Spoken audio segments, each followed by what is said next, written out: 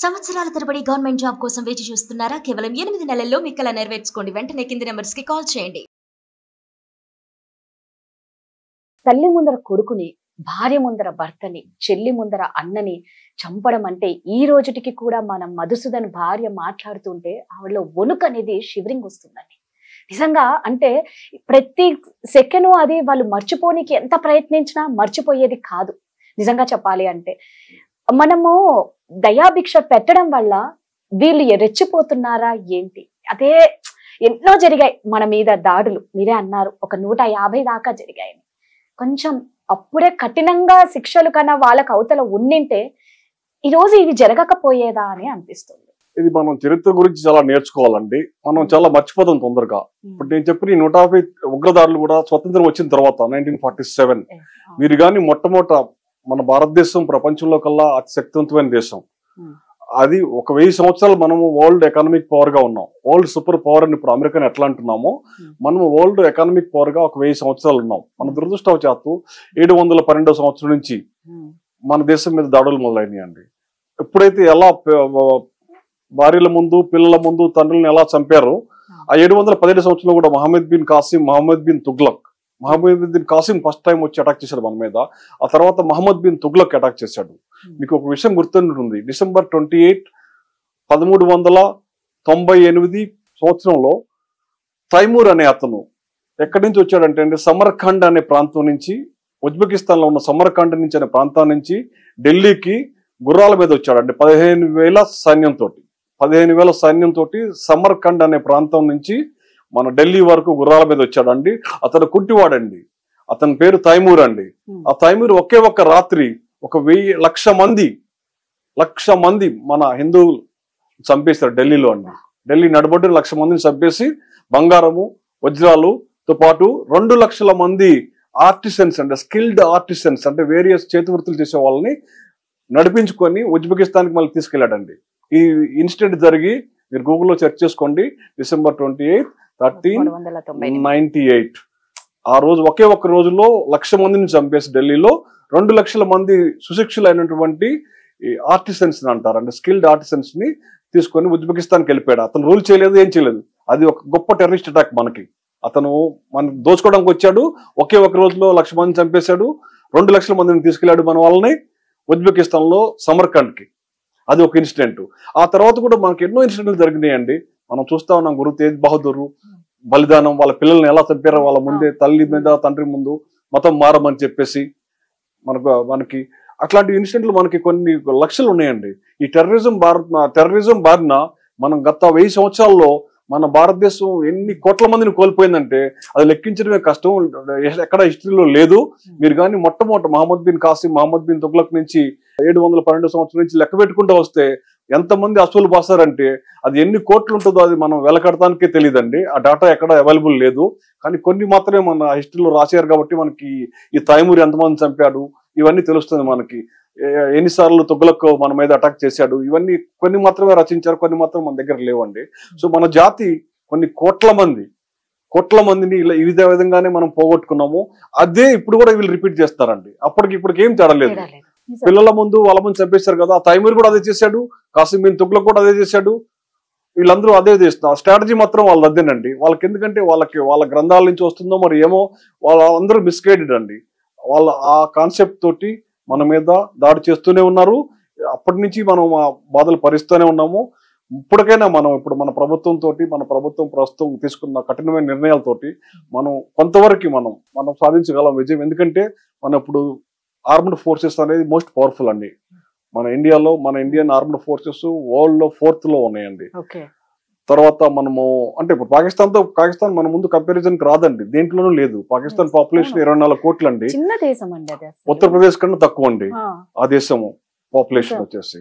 ఆ దేశంలో ఇప్పుడు తినడానికి తిండి లేదండి. ఎందుకంటే ఆ దేశం ఒక చిన్న దేశం. ఉత్తరప్రదేశ్ లాంటి దేశము డిఫెన్స్ బడ్జెట్ ఇప్పుడు ప్రస్తుతం వాళ్ళకి 2.3 లక్షల కోట్లు ఖర్చు పెడుతుంది సంవత్సరానికి. మీరు ఆలోచించండి, ఒక రాష్ట్రం ఇప్పుడు మన ఆంధ్రప్రదేశ్, తెలంగాణ తీసుకుంటే శాలరీస్ ఇవ్వడానికే కొంచెం కష్టం అవుతుంది గవర్నమెంట్ కి. అలాంటిది పాకిస్తాన్ దేశము 2.3 లక్షల రూపాయలని డిఫెన్స్ ఖర్చు చేస్తూ ఉంది గత 78 సంవత్సరాలు 79 సంవత్సరాల నుంచి. అది ఎంతకాలం భరించగలదు? ఆర్మీ, నేవీ, ఎయిర్ ఫోర్స్ వాళ్ళ సిబ్బంది, దానికి ఎక్విప్మెంట్, ఎయిర్ క్రాఫ్ట్స్, మెయింటెనెన్స్, దానికి కావాల్సిన ఫ్యూయల్, ఇవన్నీ వాళ్ళకి కావాల్సిన పెన్షన్స్, 6.5 లక్షల సైన్యం ఉంది, వాళ్ళకి శాలరీస్, తర్వాత రిటైర్ వాళ్ళకి పెన్షన్స్, అవన్నీ ఇచ్చుకుంటూ పోతే వాళ్ళ బడ్జెట్ 2.3 లక్షల కోట్ల సంవత్సరానికి అయితే ఒక రాష్ట్రం, ఉత్తరప్రదేశ్ కంటే చిన్న రాష్ట్రము, గత 80 సంవత్సరాల నుంచి ఖర్చు పెడుతుందంటే ఎంతకాలం అది నిలబడుతుందంటే మీరు ఆలోచించండి. ఒక చిన్న మనం ఆలోచించుకోండి, ఒక ఉత్తరప్రదేశ్ బడ్జెట్ ఉంది, ఆ బడ్జెట్ ఉత్తరప్రదేశ్ కి మీరు అది అనుసంధానించండి. 2 లక్షల కోట్లు ఉత్తరప్రదేశ్ డిఫెన్స్ ఖర్చు పెట్టాలంటే ఉంటుందా? ఒక సంవత్సరం కూడా ఉండదు. అట్లాగే పాకిస్తాన్ పరిస్థితి ఇప్పుడు ఏంటంటే, ఇంతవరకు గత 50 సంవత్సరాల నుంచి ఫేక్ ఇండియన్ కరెన్సీ నోట్స్ మనకు పంపించి ఒక 15 నుంచి 20% మన ఎకానమీలోకి చొప్పించేసి మన ఎకానమీని దెబ్బతీస్తూ వాళ్ళు బతికారు ఇప్పటి వరకు. మనం ఎప్పుడైతే నోట్ బందీ అనేది మన ప్రభుత్వం చేసుకొచ్చిందో, ముఖ్యంగా పాకిస్తాన్ వెన్ను విరిగిపోయిందండి. పాకిస్తాన్ చాలా మనందరికి తెలుసు, పోలీసులకు కానీ అందరికి తెలుసు, ఇది ఇంటెలిజెన్స్ లో ఉండే వాళ్ళందరికీ తెలుసు. వాళ్ళు మన కరెన్సీని వాళ్ళ అఫీషియల్ ప్రెస్ లోనే ప్రింట్ చేస్తారండి. వాళ్ళ మిషన్స్ కూడా వాళ్ళు స్విట్జర్లాండ్ నుంచి కొంటారు, పేపర్ ఇంగ్లాండ్ నుంచి కొంటారు. మనం కూడా printing machine Switzerland, paper England నుంచి తీసుకునే వాళ్ళం ప్రింటింగ్ పేపర్. వాళ్ళ అఫీషియల్ ప్రింటింగ్ మిషన్స్ నుంచే మన కరెన్సీ నోట్స్ ప్రింట్ చేసి మన ఇండియాలోకి నేపాల్ బార్డర్ ద్వారా పంపిస్తూ ఉంటారండి. అలా పంపిస్తూ మన ఎకానమీని దెబ్బతీస్తుంది. ఆ డబ్బులతో వాళ్ళు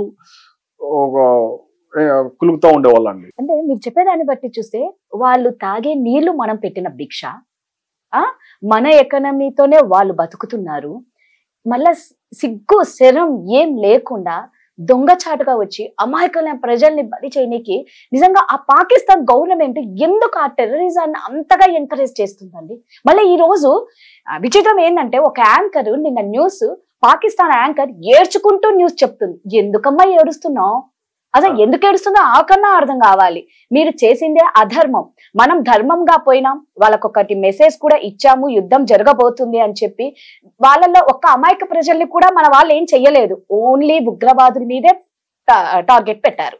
కానీ ఎందుకు ఆ గవర్నమెంట్, ఆ ప్రపంచం అంతా కోరుకుంటుంది ఉగ్రవాదం నశించాలి, టెర్రరిజం అంతం చెయ్యాలి అంటే, ఆ పాకిస్తాన్ గవర్నమెంట్ మన నీళ్లు, మన డబ్బు, మన భిక్షతో బతుకుతున్న వాళ్ళు మనల్ని ఎందుకు దొంగచాటుగా ఇట్లా చేస్తూ ఉంటే గవర్నమెంట్ ఎట్లా గమ్మనుకుంటుందండి?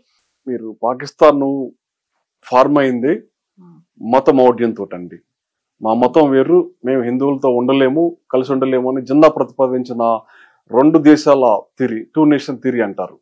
మాకు సపరేట్ దేశం కావాలి, మేము హిందువులతో ఉండలేము, మా మతం వేరు అని జిన్నా మన దేశాన్ని విడిగొట్టి తీసుకెళ్లాడు. వాళ్ళు మత ప్రాతిపదికగా దేశం ఏర్పడింది. మొన్న మీరు చూసే ఉంటారు, ఒక 1 నెల రోజుల ముందు, ఈ అటాక్ జరగడానికి 2 వారాల ముందు పాకిస్తాన్ ఆర్మీ చీఫ్ అన్నమాట జనరల్ ఆసిఫ్ మునీర్ ఒక సందేశం ఇచ్చాడు.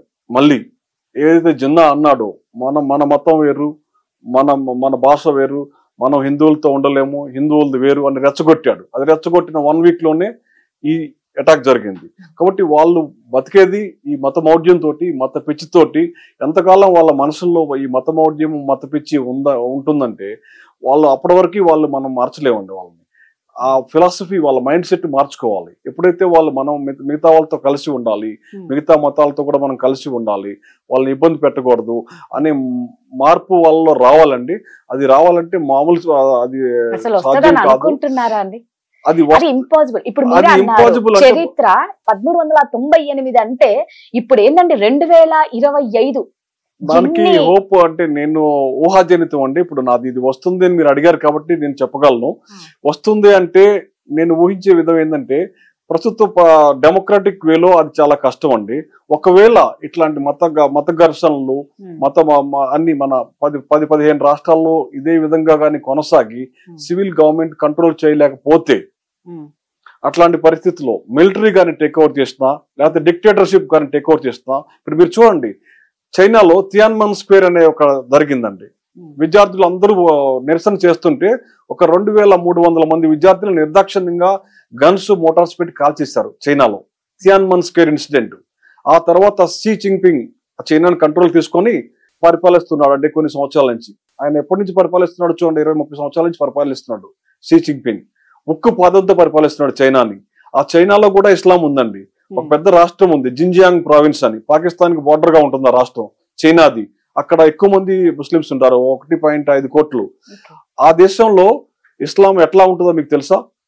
అక్కడ బుర్కా ప్రొహిబిటెడ్, రోజా ప్రొహిబిటెడ్, రోజా చేయకూడదు, మొహమ్మద్ అనే పేరు మగపిల్లాడికి పెట్టకూడదు. ఇవన్నీ కంపల్సరిగా షీ జిన్పింగ్ చైనా అధ్యక్షుడు ఇంప్లిమెంట్ చేస్తున్నాడు. ఎప్పటి నుంచో ఉక్కు పాదంతో మహమ్మద్ అనే పేరు ఎవరు పెట్టుకోవడానికి ప్రొహిబిటెడ్.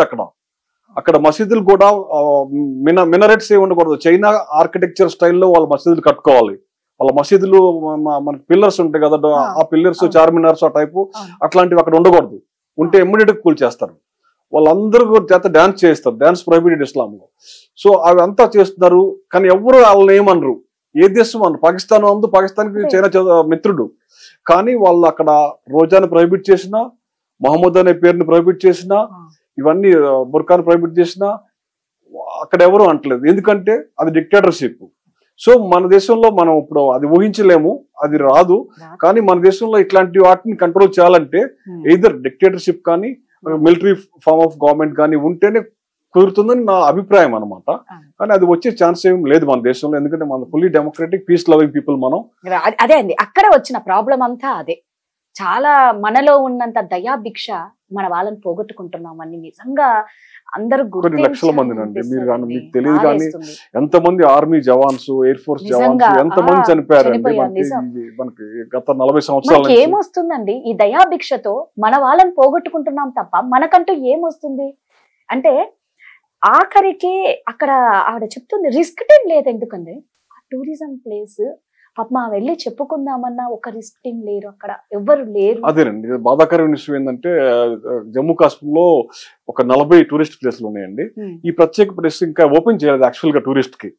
వీళ్ళు టూర్ ఆపరేటర్స్ ముందుగా వాళ్ళు ఒక 2 నెలల ముందే ఆపరేట్ చేస్తారు. ఇది ఏంటంటే చారధామ యాత్ర స్టార్ట్ అయిన తర్వాత జూన్ లో ఓపెన్ అవుతుంది అది. దాంతో వాళ్ళు గవర్నమెంట్ కూడా మెకానిజం కూడా యాక్టివేట్ కాలేదు. అప్పుడు అక్కడ గవర్నమెంట్ సివిల్ గవర్నమెంట్ ఫామ్ అయింది. అయినా కానీ యూనియన్ టెరిటరీ రూల్ ఉంది అక్కడ లెఫ్టినెంట్ గవర్నర్ది. దానికి మీరు అన్నట్టు ఆ ప్రదేశం అంతమంది టూరిస్టులు వెళ్ళినప్పుడు కనీసం 100 మందికి పైగా అక్కడ కనీసం సీసీటీవీ ఇన్స్టాలేట్ చేయాలి. ప్లస్ కనీసం ఒక సెక్యూరిటీ పోస్ట్ అంటే జమ్మూ కాశ్మీర్ పోలీసు ఒక అవుట్ పోస్ట్ అనే పెట్టాలి అక్కడ అంతమంది వెళ్తున్నప్పుడు. కానీ Jammu Kashmir police out post లేదు, ఒక సీసీటీవీ సిస్టమ్ కూడా లేదు. కాబట్టి మన ఇన్ఫ్రాస్ట్రక్చర్ మనం ఇంప్రూవ్ చేసుకోవాలి. ఎన్ని టూరిస్ట్ ప్లేస్లు ఉన్నాయో అవి జమ్మూ కాశ్మీర్లో కాకుండా దీన్ని మనం ఒక ఎగ్జాంపుల్ గా తీసుకొని మిగతా అన్ని టూరిస్ట్ ప్లేస్లలో కూడా సీసీటీవీ కనెక్టివిటీ ప్లస్ అట్లీస్ట్ మనకి పటిష్టమైనటువంటి సెక్యూరిటీ వ్యవస్థ, కనీసం ఒక గార్డ్ పోస్ట్ కానీ వెపనైజ్డ్ గార్డ్ పోస్ట్ అంటే పోలీస్ కానీ ఎవరైనా వెపన్ తోటి ఉండేట్టు అలాంటి గార్డ్ పోస్ట్ ఎస్టాబ్లిష్ చేయాలండి. దీని నుంచి మనం నేర్చుకోవాలి.